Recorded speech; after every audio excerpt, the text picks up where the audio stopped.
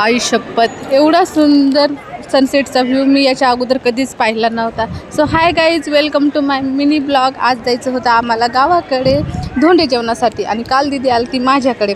मग आम्ही गेलो बाहेर. मला जायचं होतं ऑफिसला आणि जाता जाता मग केला नाश्ता केला आणि त्यानंतर दिदी आणि ते गेले घरी आणि मला असं चिडवत होते की तुला जायचं ऑफिसला म्हणून. त्यानंतर दुपारी मी आले रिटर्न घरी, कारण आम्हाला दुपारीच निघायचं होतं गावाकडे आणि ऊन एवढं कडक पडलं होतं. तेवढ्यात माझं एक पार्सल आलं होतं. मग अगोदर ते ओपन केलं आणि त्यानंतर मग दुपारचं जेवण करून घेतलं. जेवण केल्यानंतर दिदीनं सगळं आवरून ठेवलं होतं. मग आम्ही सगळं लॉक करून आणि बाहेर निघालं की एवढं ट्रॅफिक लागतं. यामुळेच फोर व्हीलरनं जाण्याचा खूप कंटाळा येतो.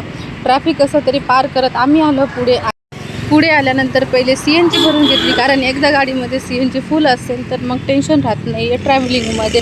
आणि एवढं भारी ॲटमॉस्फिअर झालं होतं, आभाळ आलं होतं, एकदम पावसाचं वातावरण झालं होतं. आणि थोडं पुढं आलं की लगेच पाऊस आला.